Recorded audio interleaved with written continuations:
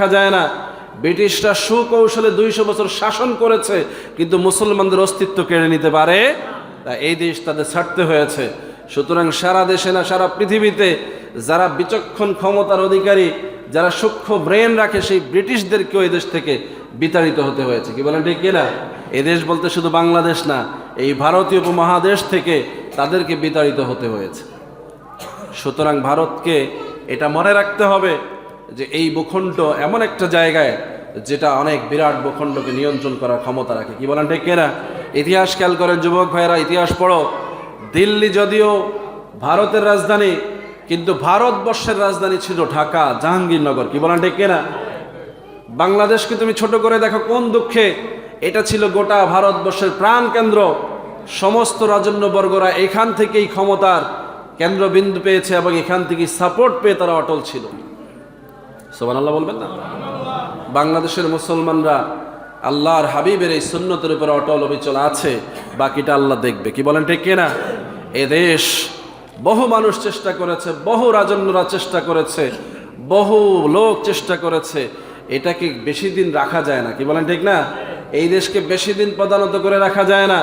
ব্রিটিশরা সুকৌশলে 200 বছর শাসন করেছে, কিন্তু মুসলমানদের অস্তিত্ব কেড়ে নিতে পারে তা এই দেশ তাদের ছাড়তে হয়েছে।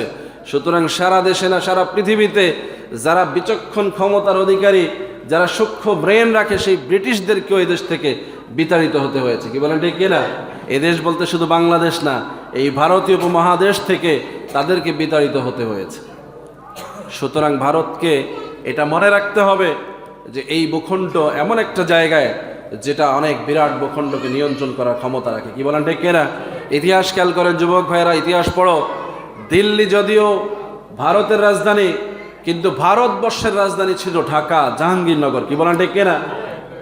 বাংলাদেশকে তুমি ছোট করে দেখো কোন দুঃখে, এটা ছিল গোটা ভারতবর্ষের প্রাণ কেন্দ্র।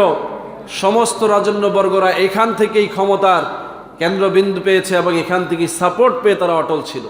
এই জায়গা নিয়ে কেউ বাড়াবাড়ি করে না। সম্রাট জাহাঙ্গীরকে, এই ভারতের যিনি সম্রাট ছিলেন আকবরের ছেলে জাহাঙ্গীর, তাকে বাংলাদেশে আহ্বান করা হলো। ঢাকার অদূরে এই পাশে বুড়িগঙ্গার এই পাড়ে, এখন যেখানে লালবাগ কেল্লা সহ এই অঞ্চলটা ছিল রাজধানী, এখানে তাকে আসতে বলা হলো। তিনি আসলেন, এসে তিনি এখানে কিছুদিন বসবাস করলেন। বসবাস করে যখন এই বুড়িগঙ্গা নদীতে তিনি জোয়ার ভাটা দেখলেন, তিনি দেখলেন যে এই জোয়ার ভাটা একবার উপরে ওঠে, আবার এই পানি নেমে যায়।